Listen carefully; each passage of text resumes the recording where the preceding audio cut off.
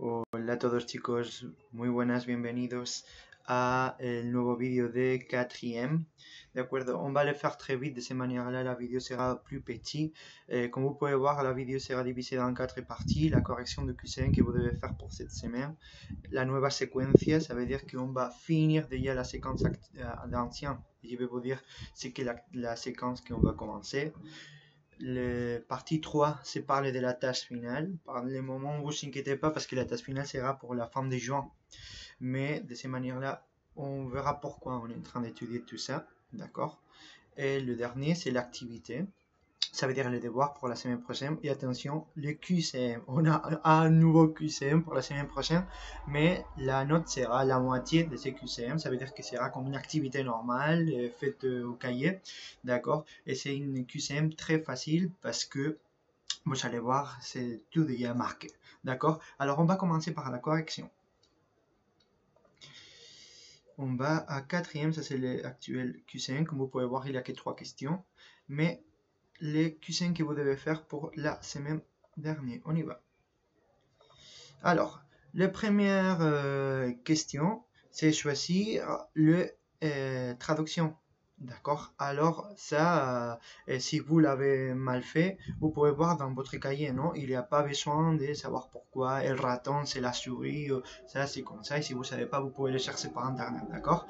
On continue pour le faire plus facile. Choisis la réponse correcte. El profesor ha conectado unas fichas. Las inició de pronote. Vous pouvez voir que le verbe conectar, iniciar, c'est pas bien marqué, ¿no? El profesor ha enviado unas fichas, las descargo de pronote y las guardo en mi ordenador. Ça, par le moment, le professeur a envoyé des activités, je vais les télécharger de pronote et je vais les garder, las enregistrer sur mon ordinateur. D'accord. Le professeur a apagado, il a étendu les fiches, déjà, ça marche pas. El profesor ha descargado unas fichas, ha enciendo el pronote, il a allumé le pronote, il a étendu l'ordinateur. Non, rien à voir. D'accord. Alors, c'est la question numéro 3. Ça veut dire que vous devez savoir le verbe de télécharger, d'envoyer des fichiers, tous les vocabulaires de l'ordinateur et des réseaux sociaux. D'accord. On y va. Alors, ça c'est le, la ou las. Un exercice qu'on avait fait presque pareil, d'accord, dans les activités. Vous vous souvenez, avec l'ordinateur et tout ça, tous les fiches qu'on avait fait. Le dernier exercice c'était celui-là. Voy a conectar el USB. El USB c'est masculin. Alors, c'est masculin singulier. Lo masculin singulier et en minuscule, s'il vous plaît. Lo conecto. Las fichas están subidas a pronote. Las fichas. Femenino, plural. Entonces tengo que utilizar el femenino plural. Las descargo. El móvil, le portable, es masculino, singular. Lo. La cámara, femenino, singular. La. ¿De acuerdo? Continuamos. Alors, ça, il y a pas mal de problèmes ici. Les terminations des participes passés, vous vous souvenez, c'est la deuxième partie qu'on doit faire dans les passés composés. J'ai mangé. Les participes passés en français, c'est manger avec E accent, vous savez. Alors, en espagnol, comment on fait? Le verbe qui finit par ar, ado, et le verbe qui finit par er et ir, ido. Comer, comido, bailar, bailado. D'accord? C'est ça. Continuamos. Les passés composés en espagnol se forment avec le sujet, yo, tú, él, nosotros, vosotros, ellos, le verbe plus les participes passés qu'on vient de voir. Alors, quel verbe on va utiliser? En espagnol, c'est le verbe haber. Yo he, tú has, él ha, nosotros hemos, vosotros habéis, ellos han. Continuamos. Quelle phrase utilise une expression qui parle de l'addiction? Estoy enganchado al tabaco, soy adicto al tabaco, dependo del tabaco. Toutes les réponses sont correctes. D'accord? Estoy enganchado, soy adicto y dependo. Nous l'avons étudié avec la chanson Tú dependes de mí. ¿De Continuamos. Ici, attention, pas de majuscules, que je vous avais dit, il y a beaucoup d'entre vous que vous vous avez trompé. Vous inquiétez pas, j'ai révisé et j'ai marqué de manière positive. D'accord? Conjugue les phrases avec le verbe avoir l'habitude de. Comment on dit avoir l'habitude de en espagnol? c'est le verbe soler. Et attention, la O, diptongue, yo suelo. Alors, yo no suelo jugar a los videojuegos. Je n'ai pas l'habitude de jouer aux jeux vidéo. Nosotros solemos, atención, il n'y a pas de diptongue à nous et vous. Nosotros solemos hablar por WhatsApp. Nous avons l'habitude de parler par WhatsApp. Ellos, atención, troisième personne du pluriel, ellos no suelen, troisième personne du pluriel a de diptongue, c'est pas comme nous et vous. Ellos no suelen chatear con desconocidos. Ils n'ont pas l'habitude de chatter avec des inconnus. Ella, troisième personne singulier, alors il a des dictongues, suele citarse a ciegas por internet. Elle a l'habitude de se donner rendez-vous par internet. Continuamos. Il faut choisir ici les réponses correctes. Et c'était facile parce que vous savez déjà la liste. Hemos, A o E. Nosotros, 3, nos hemos descargado el videojuego Final Fantasy Yo, alors yo he. C'est le verbe haber, le verbe que vous devez utiliser pour le passé composé. Conectado, ella, troisième personne, a iniciado. Comme vous pouvez voir, c'est presque pareil qu'en français. Yo he, j'ai, tu has, tu as, mais en français il finit par es. Él o ella a, il a. Alors c'est presque le même.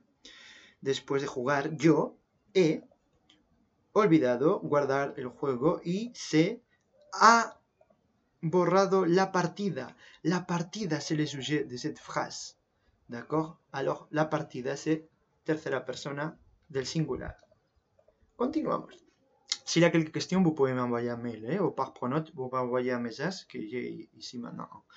Alors, comme on dit ça, un pincho, un USB, una llave USB, todas son correctas. Podemos decir todas, chicos. Perfecto. ¿De acuerdo? Volvemos ahora.